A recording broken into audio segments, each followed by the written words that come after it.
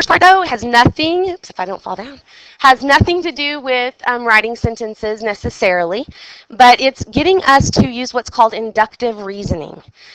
And what they want us to do is go way back, and you guys did this probably even in elementary school, when you looked for patterns. What's the pattern? What comes next? Do you remember doing that? Okay, so what I want you to do is there are 3 patterns in your notes right now. 3 slides. Look at your slides on your notes and go ahead and see if you can predict on all 3 of those what the next term would be. So go ahead and do that, you and your partner or by yourself.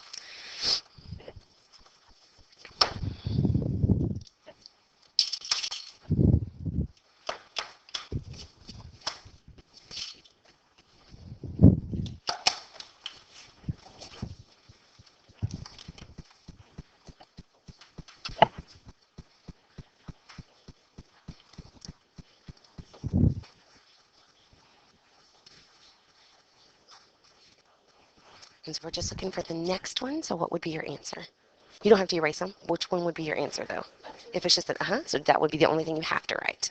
Okay, keep going. Go ahead and do the third one down here, Levi.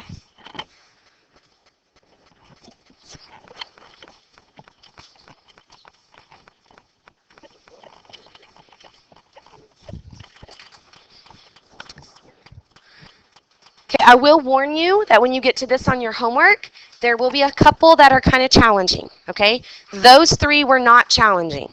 The ones you're going to get on your homework, there's going to be a couple that are. If you struggle and you can't figure it out, what should you do? Call or text me. Figure out, call each other, whatever you need to do, but get help before it's due, okay? Don't sit there in tears, stressed out, but call or text me, let me help you, okay? So there are a couple that may challenge you a little bit. All right, what did you guys get for this first one? July. This has nothing to do with math. What you're going to find out in this chapter is there are several things we're going to learn that have nothing to do with geometry, and you may be wondering why in the world are we doing this? The whole goal in this chapter is to get us to think logically. If I know this, then I know this, because we're headed to proofs.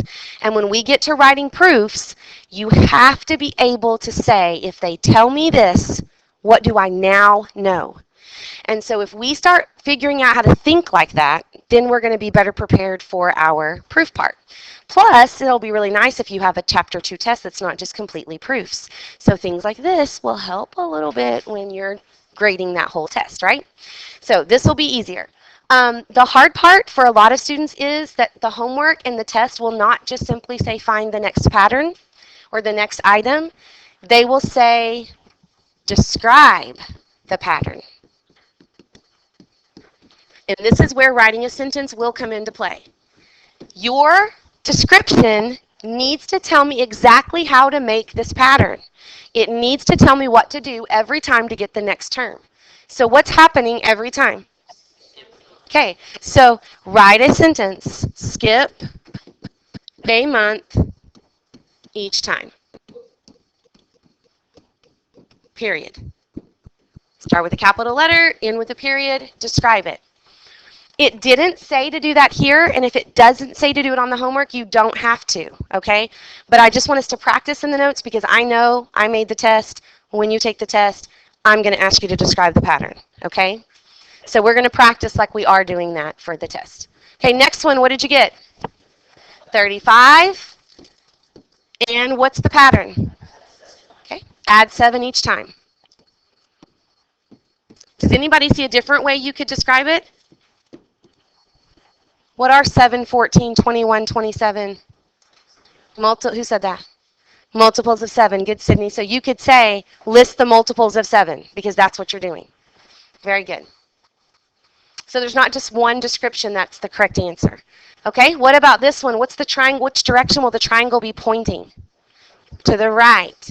So your next one is a picture this time, not an actual number or month. So that's our answer. What's the description? Very good, and make sure you include all of that. So rotate 90 degrees counterclockwise.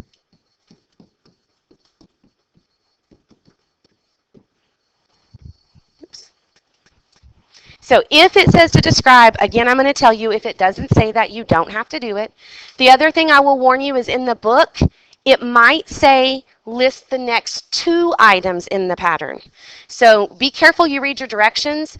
If it just says next item, you're just giving 1. If it says the next 2 items, make sure you give 2. I don't want you to miss points just because of directions. All right, any questions about that? Okay, what you just did was using inductive reasoning. Inductive reasoning is not what we will do primarily in here. Most of this entire school year will be the opposite of inductive reasoning, so go ahead and add this to your notes. Most of what we will do this entire school year is actually deductive reasoning.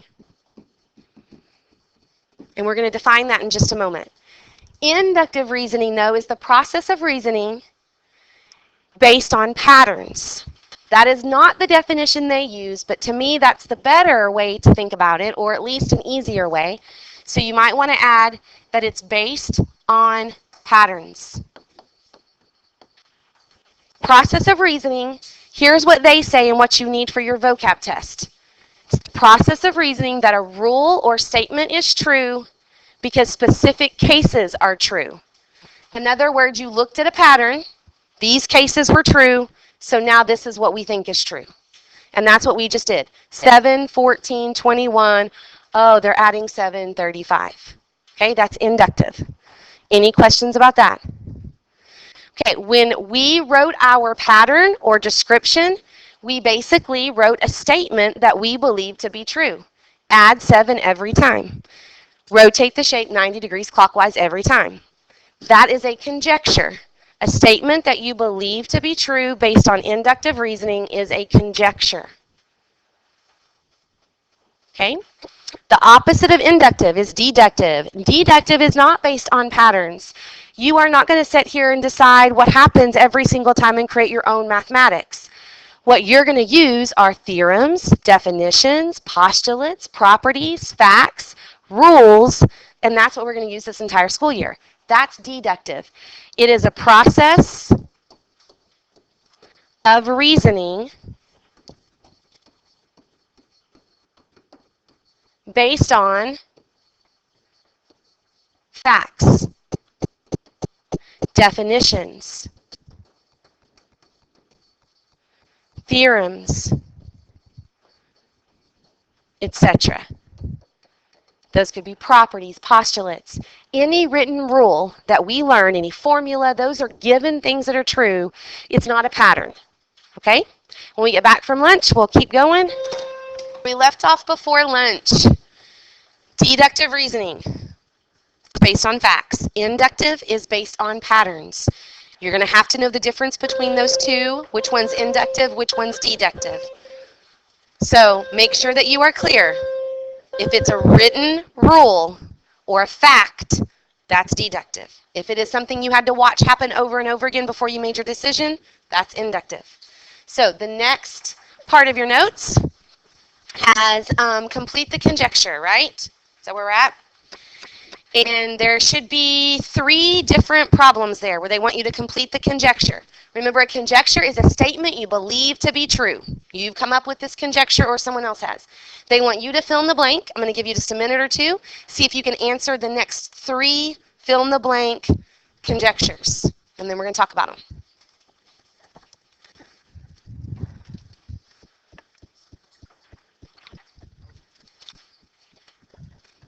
So you're just coming up with a word that goes in the blank.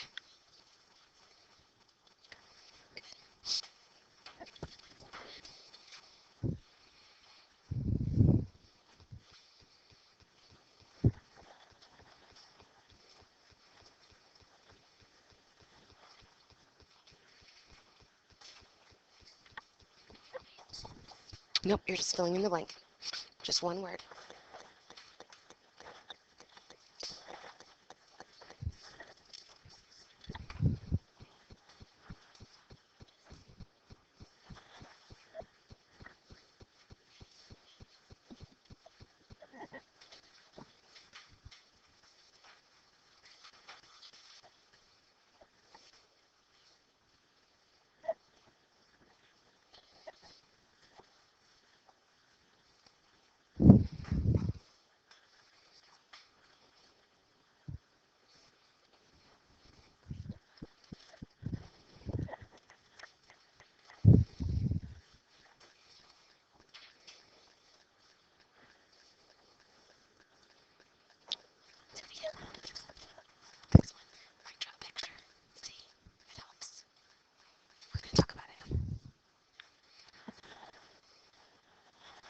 I'll give you a little bit longer.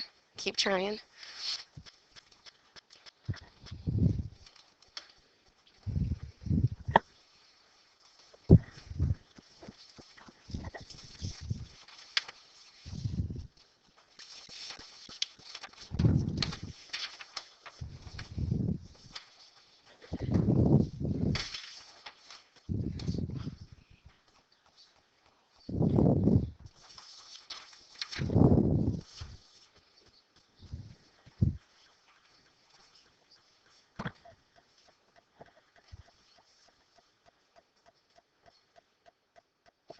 Okay, let's check and see how you did. Sum means what? Add two positive numbers. So what did you think that the addition of any two positive numbers will always be? Positive. If you thought even or odd, make sure you're careful that you're picking different types of numbers to check. So if I picked 2 and 4, I might get 6, but then pick a different kind of number, like 3 and 7, or that still gives me an even number. How about 3 and 6? Okay, then we get 9. So just pick different types of numbers and see what happens before you commit to what you think is always true. But positive is always the case. If the numbers are positive, when you add them, they will always be positive. You're just looking for a word to fill that in. The next one was a little bit harder, so I'm going to skip it first, and let's go to the one after this. So the one after it says the product of two odd numbers is always what? What did you get for that one?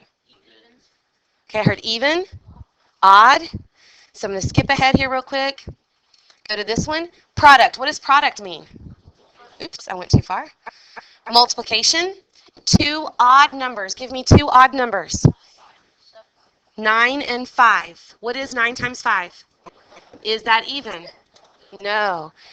Pick another two odd numbers. What did you say, 3 and 5. What's 3 times 5?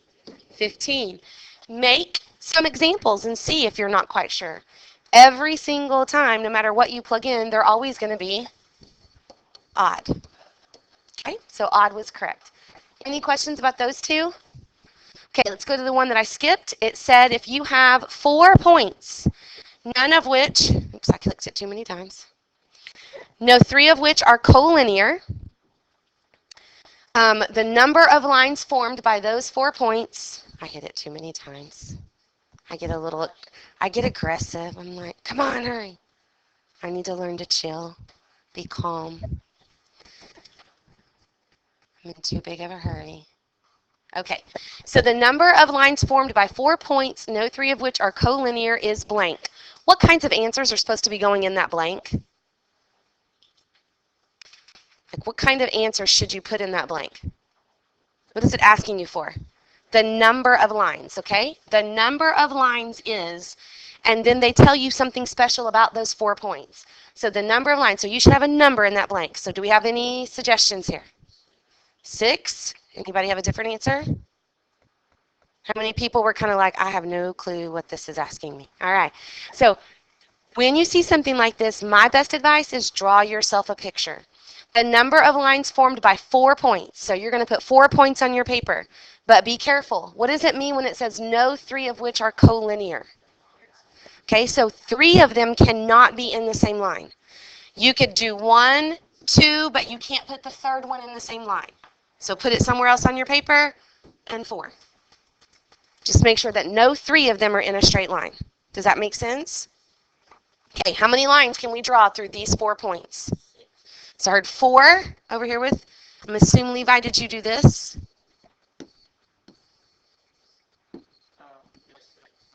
And then where are the other 2 coming from? Diagonally, correct. So 5 and 6. So we can draw 6 different lines. So the answer would just be 6. Okay, so conjectures are just statements that you believe to be true based on a pattern, based on investigation. So we investigated some different types of numbers. We investigated with a drawing. We're looking at a pattern. We're making a decision. That's inductive reasoning. The next example is writing a conjecture. So take a few minutes, read through this, and see if you can write a sentence or a conjecture based on this data.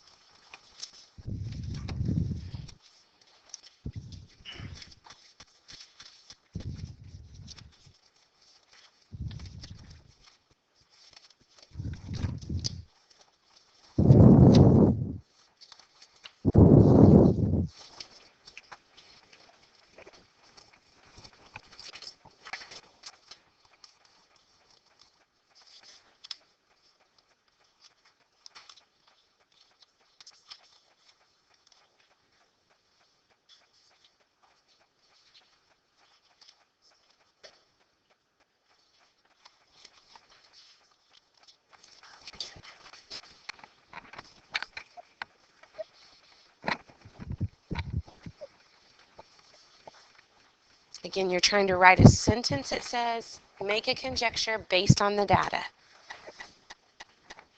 So write a conjecture, a statement you think is true based on that data.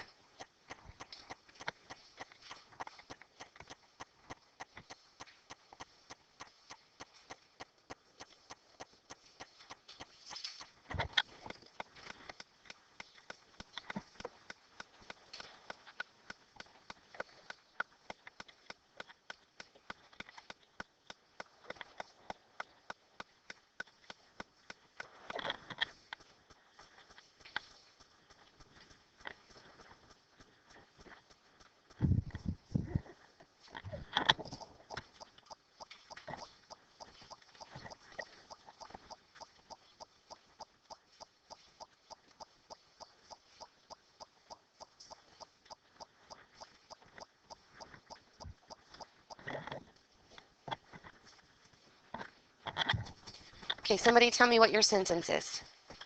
Who's willing to read theirs? I saw some good ones.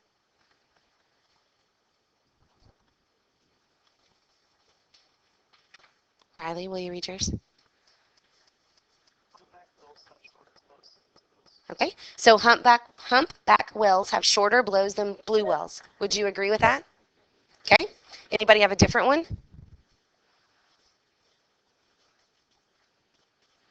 Okay, you guys are shy. I saw a lot of other ways that you wrote it, but so here's two different ways you could have written it.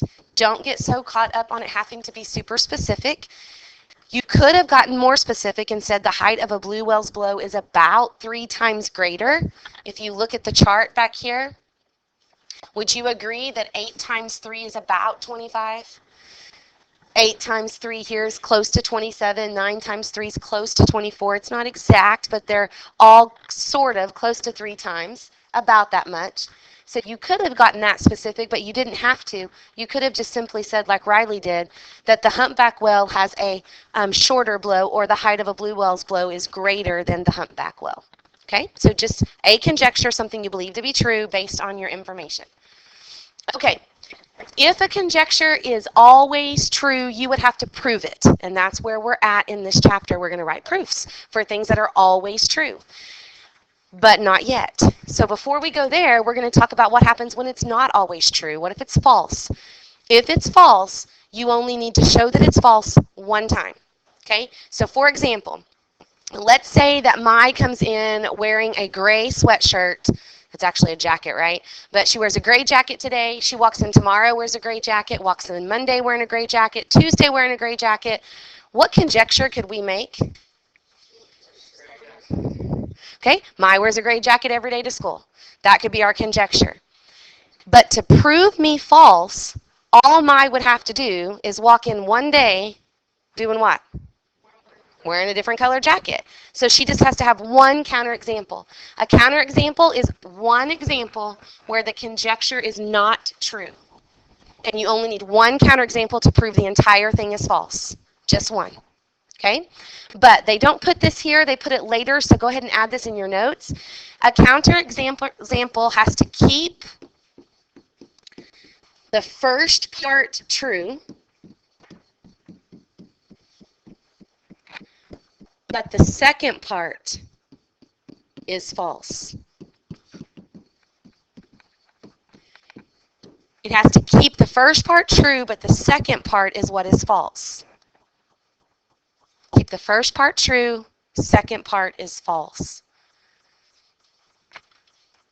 What I mean by that is, my conjecture was Mai walks in wearing a gray jacket every day. If Faith walks in wearing a red jacket, is that a counterexample? No, because the first part's no longer true. I'm talking about Mai. Mai's the first part of my sentence. That still has to be who we're looking at, okay? Sorry, I'm picking on you today, Mai and Faith. Does that make sense? So whatever the first part of your sentence is, you can't change. That still has to stay true. It's the second part you want to be false. Okay, your counterexample does not have to be a sentence. It can be. It can be just simply a drawing. It can be a statement, or it can just be a number. The other thing I want to emphasize here is I'm going to be super picky about this. A counterexample needs to be specific. Be specific.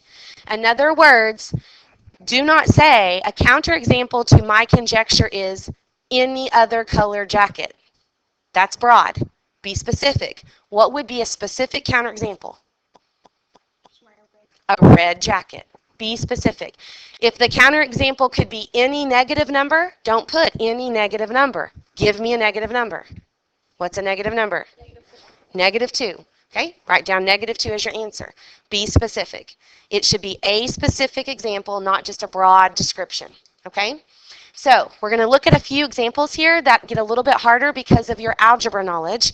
If you have great algebra knowledge, you're going to do awesome. If you don't, then you may need to review a few things, like some vocabulary. What are integers? What are real numbers? What are whole numbers? What are rational numbers? So let's review that real quick. What's a whole number? Okay, not a decimal, not a fraction. So what are some examples of whole numbers? Okay, 0, 1, 2, 3, 4, 5. What's a natural number?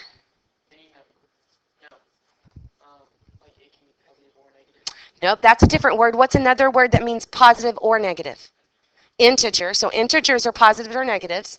Whole numbers are 0, 1, 2, 3, 4, 5. What are the natural numbers? Nope. It's just your whole numbers, but it doesn't include 0. So natural numbers are 1, 2, 3, 4, 5. They're your counting numbers. Okay. What's the opposite of a real number? Okay. So if you have a fake friend when you were little, what did you call your fake friend? Imaginary friend, right? You're going to learn next year in Algebra 2 that there are such things as imaginary numbers, and you're going to talk about them. We're not using imaginary numbers in geometry. So everything will be a real number. What's an example of an irrational number? Okay, more specific, what about the decimals? What makes them irrational? Okay, they never stop. What did you say? Is that what you said, Emily? No? So what is an example of an irrational number that we've learned already? Pi. Okay, pi goes on forever. It doesn't stop. It doesn't terminate. It doesn't repeat. If it's not irrational, then what do we call it? Rational. And rational includes all our numbers, positive, negatives, decimals, fractions, except the ones that go on forever and don't terminate or repeat. Okay? So make sure that you understand those words when you're dealing with these problems. Okay? We want to find a counterexample to show it's false. If it says show it is false, then it's false. Don't say, oh, it's true, and write true on your paper. If it says show that it is false, you need to come up with a counterexample. So the first part should stay true. The second part then should become false. We want an integer that we're plugging in for n that when we cube it is not positive. What is a number that you can plug in for n when you cube it is not positive? Positive 3? If I plug in 3 and cube it, what is 3 cubed? 27. Is that positive? Yes, positive means it's not a negative. So this is still true. That wouldn't be a counterexample because it's still true. So give me a number that is an integer that wouldn't be positive if we cube it. Sydney? Okay, -3. It can be any negative number, but don't write that. Pick one. So n equals -3 would be a counterexample. Because what is -3 cubed? Negative 27, okay? So you need to give me a specific answer. Don't give me a broad, just general description. Is that clear? I'm trying to say that several times so on the test you don't get counted off for saying any negative number or something general. Okay, look at the next one. This one's more geometry related.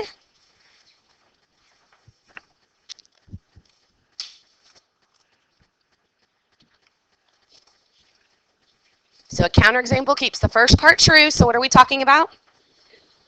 Two complementary angles. You can't change them and make them supplementary. They have to stay complementary. But now we want the last part to be false. So it says that they are not congruent, which means we want them to be what? Congruent. So we're changing this so that it is false. So can you give me two complementary angles that are congruent?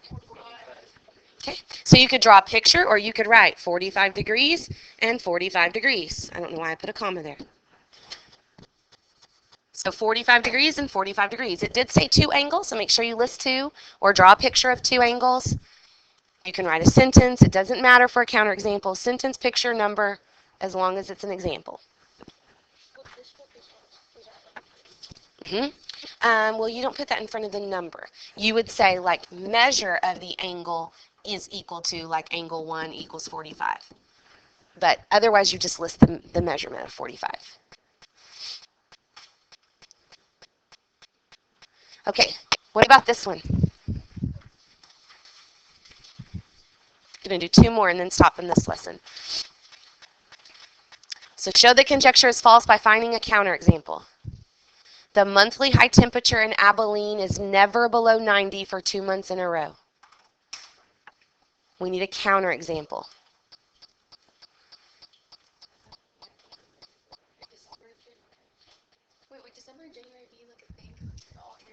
Okay, so good. I love your thought process. So let's think about it. Heard two things there. We want, first of all, can we be talking about a different city like Fayetteville? No, we can't look at Fayetteville's temperatures and come up with a counterexample. So remember, it has to stay true at the beginning. We still have to look at Abilene. But now we want it to, it says it's never below 90, so we want to find 2 months where it is below 90. So I heard January and February. Would you agree that that would be true? Okay, the question was, could we say December and January? Yeah, because it says in a row, is January 2019 back to back with December 2019? No. The next month after December is not the previous January, it is the new year, January 2020. So these 2 months are not beside each other in reality, right? Does that make sense? So you couldn't say December and January because it's not in a row.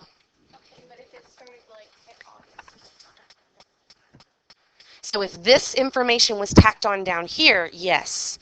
But because we're thinking about this as a year, this would be at the beginning of the year, this would be at the end of the year. So whenever we look at the next month after it, it's the new January, not that January. Okay, good. I like it. All right, one more. So our answer would have just been January and February. You could have just written those 2 months down. Don't make it harder than it is. One more algebra one. For any real number x, we want x squared to be greater than or equal to x. If this was true, but we want a counterexample. So again, the first part stays true. Last part needs to be false. And you're coming up with a specific real number. What are real numbers again? Any number. Any number we've learned, because we haven't learned about imaginary numbers yet. You're going to learn about that later next year, but we haven't learned that. So any number is a possibility. When you get to the homework, if you try something and it doesn't work, don't keep trying the same kind of number. Pick a different kind of number. If you try a positive and it doesn't work, try a negative.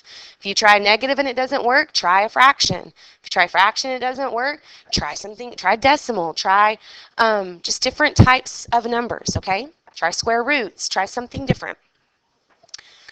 All right, anybody have an idea? For any number x, when you plug it in and square it, we don't want it to be greater than or equal to itself.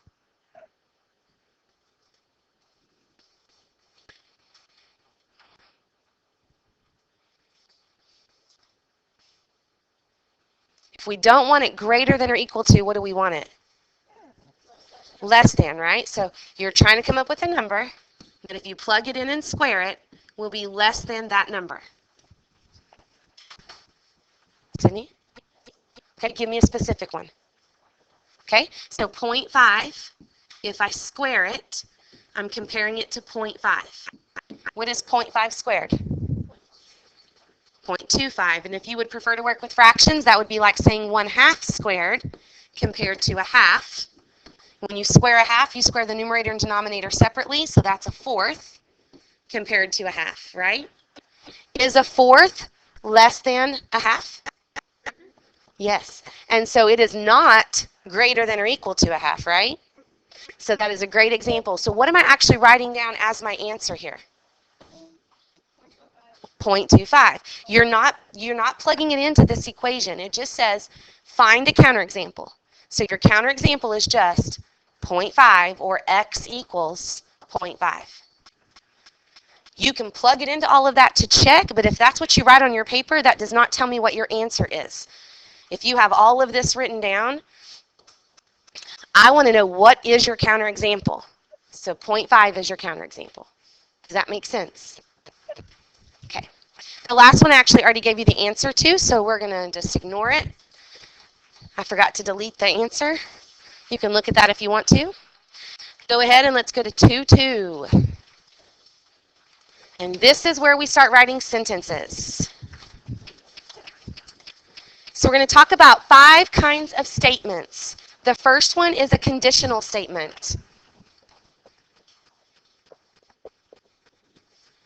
A conditional statement is in the form if P, then Q. When I say P and Q, I'm just using a variable basically to represent whatever that part of the sentence would be.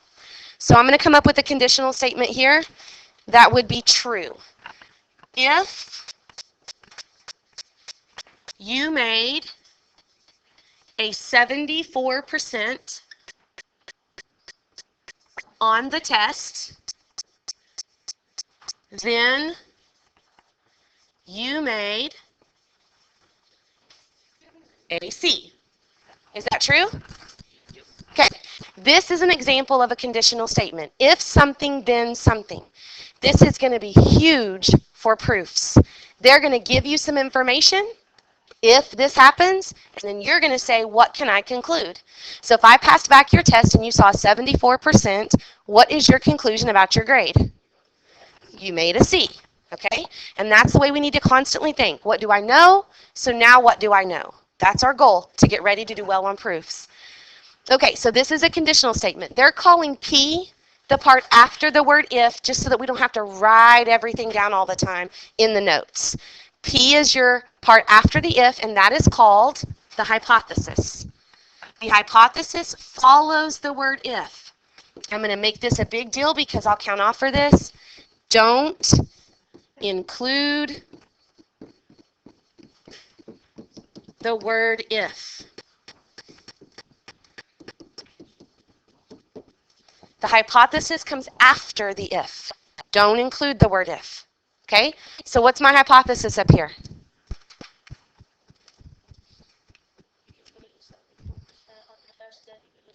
Okay, careful. I didn't go on, so I can see why you would have kept reading. The conclusion is going to be the part that comes after the word then. After.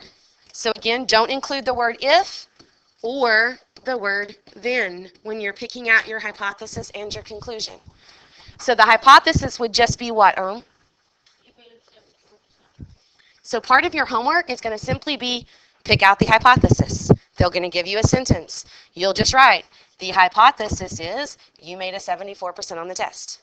Okay, and you can just put H and C if you want to make that a little shorter. What's the conclusion then? Careful. Don't include that word then. Yes. So it would just be you made a C.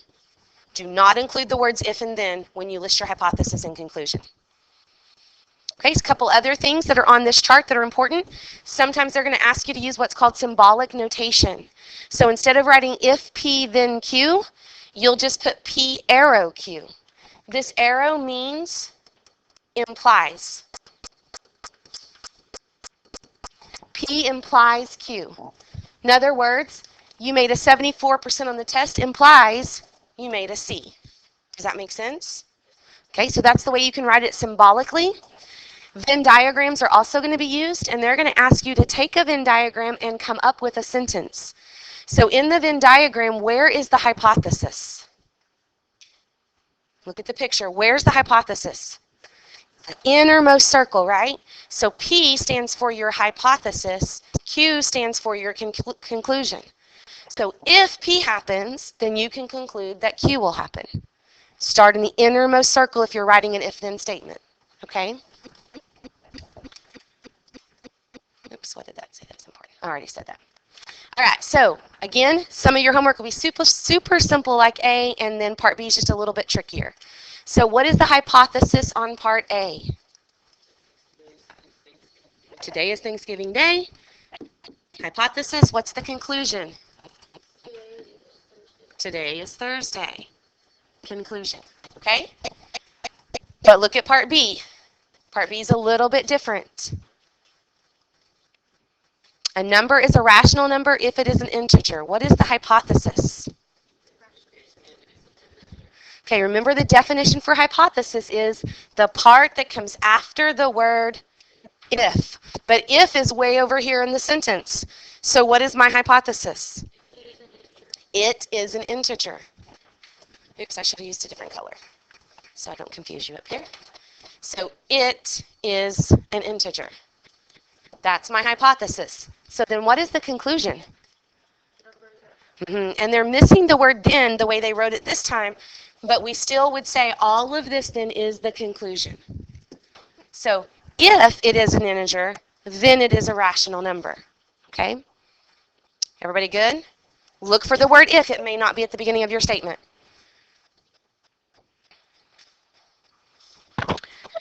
Just FYI, if you're in higher level mathematics, different textbooks, different courses, they can write if P then Q lots of different ways. Don't worry about that. That's not important for us right now. Okay, you are going to have to write an if-then statement. And I would say for some reason this is the hardest part for students. When you go to write an if-then statement, you are going to have to first figure out what is the subject of your sentence, and then you're going to have to come up with a more broad word, okay? They say identify the hypothesis and the conclusion. But I'm going to tell you, you need to make sure that you identify what is the subject. What are we talking about? What is that hypothesis about? Then come up with a more broad word. More broad. So if I say square, what's a more broad category than square? Polygon. Parallelogram is a type of what shape? Polygon, but be more specific than that. Quadrilateral. So you could say polygon, you could say quadrilateral, you could just say shape. But it needs to be more broad. Okay? More broad. So for example, they want you to write a conditional statement for the following. A conditional statement needs to be if P then Q. So you're putting it in if-then form. First thing you're going to look for is what is the subject of the sentence about? Obtuse triangle. Now come up with something more broad. Okay, triangle could be used. Triangle is in it already, so you may want to get something more broad than triangle. Shape. Say it again. I wouldn't say angle because we're talking about a triangle. So we're talking more about the shape than we are just that one angle. If it had said obtuse angle, then angle would have been more broad. So shape would be fine. Triangle wouldn't be wrong. It's just that it's already in our sentence, so it may sound kind of funny. So I'm going to go with shape. What word are we going to start with? If. If a shape is what? An obtuse triangle. So you're trying to rewrite this in if-then form. If a shape is an obtuse triangle, very good. Make sure you include comma, then what? Exactly. Then finish your sentence. Then it has exactly one obtuse angle. You may have to add in a couple words. Make sure it starts with a capital letter, ends with punctuation, and that if you were to read it, it sounds correct, okay? So add in the words when you need to. The next example should be a Venn diagram. If you look at the Venn diagram, you're trying to put it in if-then form. Where did we say our hypothesis is located? Innermost circle. So this is blue jays. This is our hypothesis. What's a more broad word than blue jay? Okay, the problem again is bird is already in our problem. So go more broad. Animal. I didn't hear what you said, Levi. Okay, but it's already a type of thing, right? So more broad than blue jay would be bird, but bird's already being used, so animal would work. So what would we write?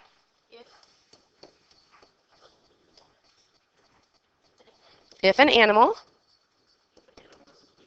very good. If an animal is a blue jay,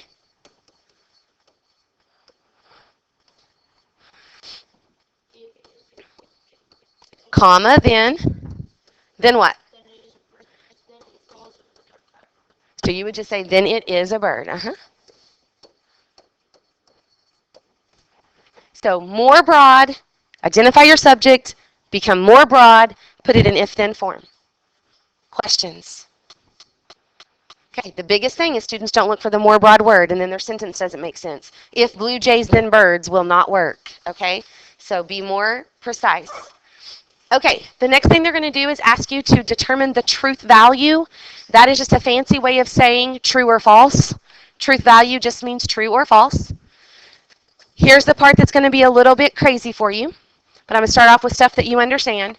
If your sentence starts out true, but ends false, would that have a truth value of true or false? False, right? So if I said, if you make a 74 on the test, then you made an A. That's false, right? Started off true if you made a 74, but you didn't make an A. So that would be a false statement, right? Okay. If I start off true and it ends true, what's the truth value of my statement? It's true. Okay, that part should be pretty common sense. It's the next part that always gets my students. If your sentence starts out false, if the sky is yellow, then pigs can fly. You want to say false, right? But if the sky was yellow, maybe in that crazy world, pigs could fly. You don't know. If it starts out false, whether it ends true or ends false, it will always be true. The only time your statement is false is if it starts out true and ends false. It is false only when the hypothesis is true, but the conclusion is false. Every other time it's true. Okay? Because we don't know what could happen if the hypothesis had been true, then maybe the conclusion would be true. So we can't say that that statement is a false statement. All right, for example, true or false? If this month is August, then next month is September. True, right? If you know your months, that's true. Simple, we just put true. But go to the next one. Yes, sir.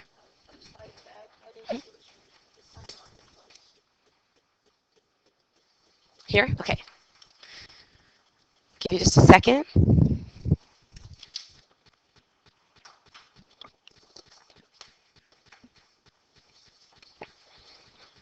Okay. Okay. So on the next one, true or false? Two angles are acute, then they are congruent. Okay, remember, it's false if you can come up with one counterexample. All you need is one. If you can come up with one example where the first part's still true, but the last part is false, then the whole entire statement is false. Can you come up with a counterexample here? What's a counterexample? 23 and 22. Are 23 and 22 degrees acute? But are they congruent? No. So this would be false, and it says if it's false, give a counterexample. So then you would need to list what is your counterexample. Okay, what about the next one?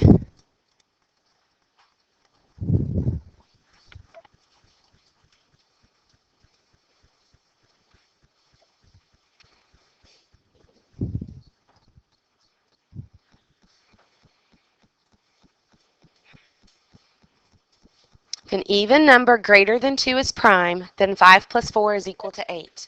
True or false? Okay, it's true because it starts out what? Starts out false. What are even numbers greater than 2? 4, 6, 8. Are those prime numbers? No, prime means it's divisible by itself and 1 only. And any even number will always be divisible by 2, right? So it's going to always be divisible by something more. So an even number greater than 2 is never prime, which means it starts out false. And if it starts out false, it doesn't matter how it ends. It's always true. And that's the part that kind of plays with our minds, right? We want to go, what? That makes sense. Maybe if in the world of mathematics where even numbers greater than 2 were defined to be prime, then 5 plus 4 might equal 8, because that would be a different entire mathematics, right? So if it starts out false, the answer is true. Does not matter how it ends. And then they restate exactly what I just said right here. Okay? If it's false at the beginning, the conclusion is true. The whole thing is true. Okay, we are getting ready to look at 4 more, or actually 3 more kinds of conditional statements. But before we can do that, we need to know what it means to negate something, because they're going to tell you to negate it. Negating something means to add in or take away the word not or some form of that, like don't, won't, couldn't. The negation of a true statement makes it false. Okay, so an example would be if you don't make a 74 on the test, then you didn't make a C. Okay, may or may not be true, but negating it means to either add in or take out the word don't, won't, not, can't, whatever. That's important for when we get to this next one.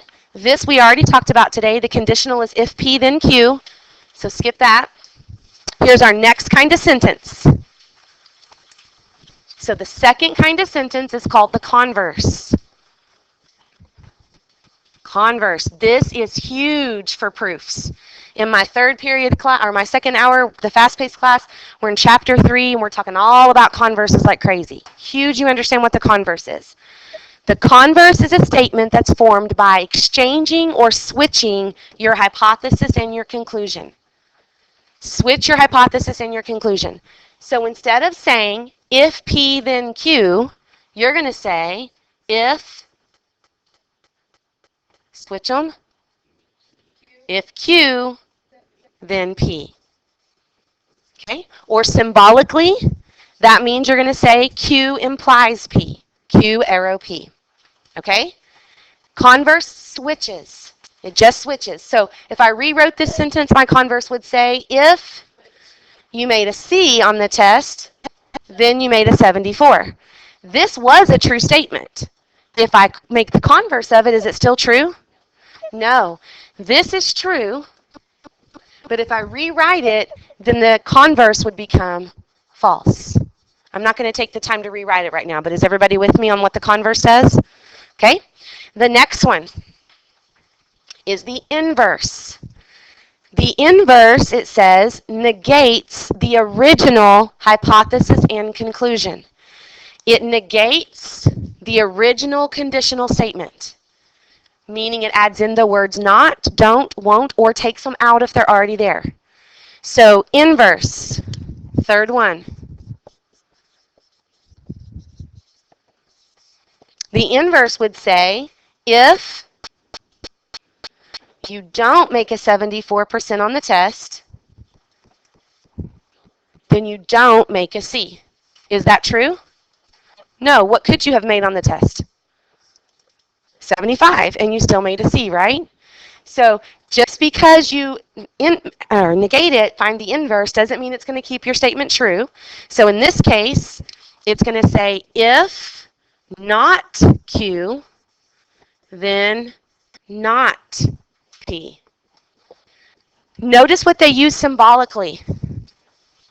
Symbolically, they use these little squigglies. That means not. So you need to know that the little squiggly is red, not. Okay? So not P implies not Q. All right, and we said this would be false, right? Okay, one more we're going to learn, and that's the last one for today, and that is the contrapositive. And by test time, you're going to have to know the difference between these four statements. Which one does what do they do? So the contrapositive does both. It switches like the converse, and it negates like the inverse. It's a combination of a converse and an inverse put together. So it does both. It says if, and I wrote this wrong. So sorry. Please go back in your notes and fix that. This should not say if not Q, then not P. This should say if not what? If not P, then not Q. I'm so sorry. Please fix that. Inverse does not switch. Inverse just negates. Inverse just negates. If you don't make a 74 on the test, then you don't make a C. Okay? The contrapositive switches and negates. So if not Q, then not P. So it does both. It switches. So instead of if P, then Q, it's going to say if Q, then P. And it negates. So if not Q, then not P. So how would that read up here? If you didn't make a C, then you didn't make a 74. Is that true? If you didn't get a C, then you definitely didn't make a 74, right? Because if you didn't get a C, you either made an A, B, D, or an F, which means you couldn't have made a 74, right? Okay, so if not Q, then not P turns it back to true. And the reason I'm pointing this out is for a conclusion we're going to make here in just a second. Okay, real quick, before we look at anything else, what does the conditional statement say? Just in general, what's a conditional? Okay, if P, then Q. If a hypothesis, then a conclusion. What does the converse do to that? Converse switches. What does the inverse do? Negates. If not, then not. Okay, it puts in or takes it out. If it already has the word not there, you're taking it out. What does contrapositive do? Very good. Negates and exchanges. It does both. Okay? All right. Before we do this example, I'm going to skip ahead in the notes and make a conclusion real quick, and then we'll do this one. Logically equivalent statements. So look in your notes to this slide. Statements that have the same truth value are called logically equivalent statements. That's a fancy way of saying if they're both true, they're logically equivalent. If they're both false, they're logically equivalent. Okay? If they have the same truth value, then they are logically equivalent. So up here, which of our statements are logically equivalent?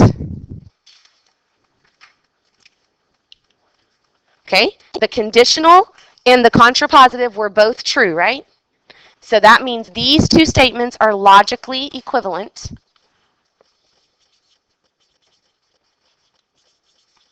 Which other ones? Okay, 2 and 3 are also logically equivalent, right? That will always be the case. The conditional and the contrapositive will always be logically equivalent. The converse and the inverse will always be logically equivalent, meaning it may be that they're all true or they're all false, but if the first one's true, then the contrapositive will be true. If the second one's false, then the inverse will be false. Okay? If the converse is true, the inverse will be true. If the conditional is false, the contrapositive will be false. Does that make sense? Always. All right, I want us to try this example that I skipped real quick and see if we have time to work through it. Read it.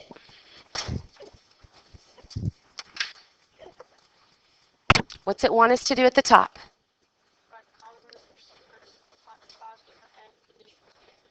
And then? Okay, so we have to come up with 4 statements, actually 3 statements because they give us the conditional already, right? So here's our conditional. Let's determine the truth value of our conditional first. If an animal is an adult insect, then it has 6 legs. Here's your fact. Adult insects always have 6 legs, and no other animals have 6 legs. So if an animal is an adult insect, then it has 6 legs. True or false? True. That's what it says right here. Adult insects have 6 legs. So if it's an adult insect, then it has 6 legs. Are we good with that? Okay. I want somebody to read to me, and we're going to write it down. What's the converse going to say? Has 6 legs, and an animal is an adult. Okay, so I'm going to correct just a couple things there, Levi. And this is just picky for Miss Lashley. When you start a sentence, you should always identify your subject. So sometimes when you switch this, you're going to have to change the word it, because it does not define what we're talking about. So we need to start with what word, first of all? If. If is where our statement starts, and then we need to define what it was talking about. An animal, right? Back at the very beginning. So if an animal has 6 legs, then it is an adult what? Insect. Because that's not listed anywhere in our problem. So make sure you complete your sentence. If an animal has 6 legs, then it is an adult insect. Do not ever start your sentence with if it, if they, if them. What is it, they, and them? Go back and refer to what is the subject about. Okay? All right, true or false? If an animal has 6 legs, then it is an adult insect. I heard false and true. If an animal has 6 legs, adult insects have 6 legs. No other animals have 6 legs. So if an animal has 6 legs, is it an adult insect? Yes, because adult insects definitely have 6 legs and no other animals do. So if it has 6, it has to be an adult. So this is true. All right, inverse. What's the inverse going to say? I love what I just heard. Caleb said we already know the truth value. What is the inverse going to have to be? True, because it's always the same as your converse. These are always logically equivalent. Okay? But before that, what is our inverse going to say? Careful, you're negating this one, but what's the inverse negate?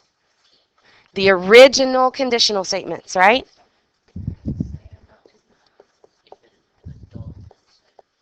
It's not an adult insect. So if an animal is not an adult insect, then it is, then it, what? Then it doesn't have 6 legs. So you're going to decide what grammatical form of the word not do you need to include. Doesn't, won't, can't, not, or take it out if it's already there. And we already said that has to be true, right? If an animal is not an adult insect, it cannot have 6 legs because only adult insects have 6 legs. All right, last one, contrapositive. What's it going to do? Both. It's going to switch them and negate them. Or an easier way to think about it is your contrapositive switches your inverse, or it negates your converse, however you want to think about it. Or you can go back and switch and negate the original conditional. And what is the truth value of the contrapositive going to be? It's true because it's going to go back and be exactly the same as your conditional. Whatever your conditional was, that's what your contrapositive is. So we already know it's true. Okay, what's it going to say? Oop, careful, that's what we have here. Oh, no, it's not. Ignore me. You are completely correct, Levi. Please start again.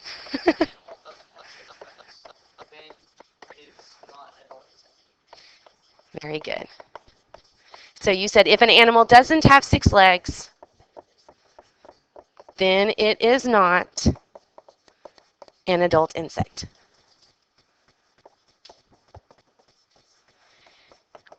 And there will be questions just like this on your test where you have to write sentences. Start them with capital letters and with punctuation.